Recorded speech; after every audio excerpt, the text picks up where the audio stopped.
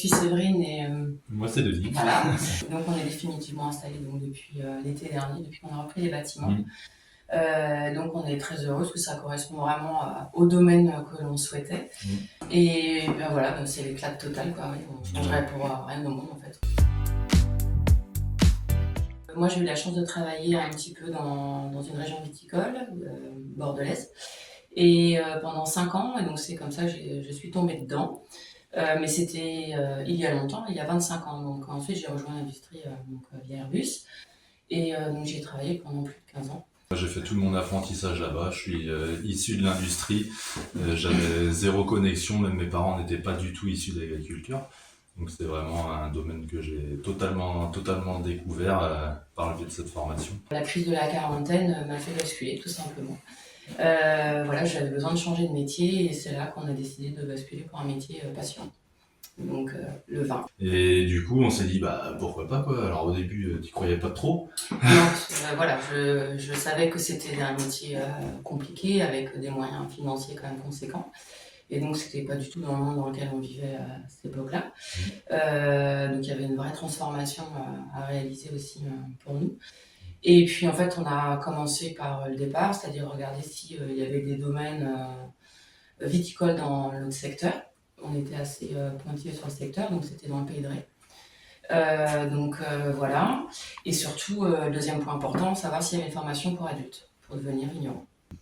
Et donc c'est là qu'on est rentré en connexion avec la Chambre d'agriculture à Nantes. On avait la possibilité de faire une formation donc avec la Chambre d'agriculture et en partenariat avec le lycée Briassé. Ça nous intéressait tous ces aspects techniques côté Château Briassé et puis tous les aspects après de la formation qui sont autres, où on étudie le territoire, etc., où on travaille sur l'économie de l'entreprise, la gestion, etc. Donc on avait ces deux aspects, l'aspect technique et l'aspect gestion d'entreprise, qui étaient regroupés dans cette formation-là.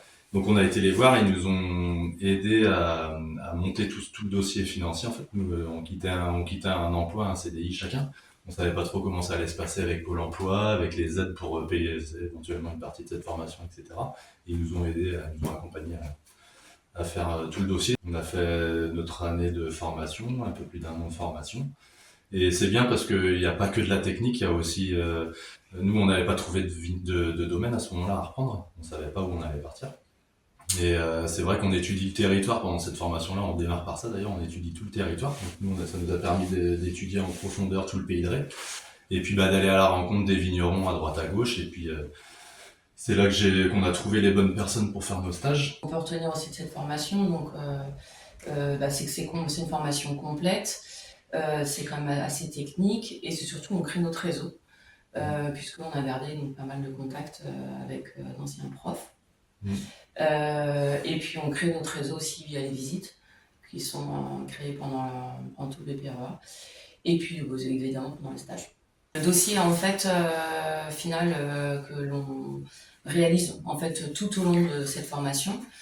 Donc en fait nous on l'a utilisé donc pour nos rendez-vous avec les banques, donc des demandes de financement.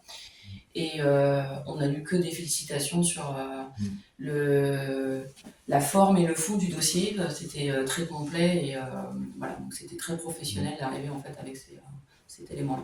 C'est bien d'utiliser cette formation-là tout le long de la formation pour construire en gros notre business plan. En fait, on termine notre formation, on passe notre oral avec notre business plan, en plus on s'entraîne.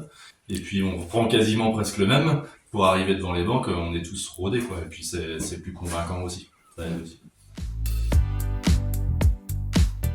C'est une super aventure et c'est sûr que oui, le BPREA c'était le pied à l'étrier, il n'y a pas de ouais, là-dessus. Faut s'accrocher, c'est pas tout le temps facile, mais faut s'accrocher et puis ça vaut vraiment le coup derrière quoi. Donc on peut en vivre la preuve.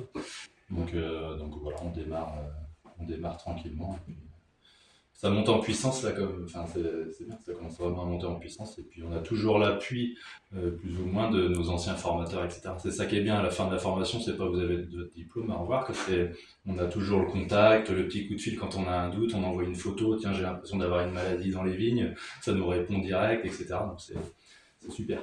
Voilà. C'est confort. C'est confort. C'est ça.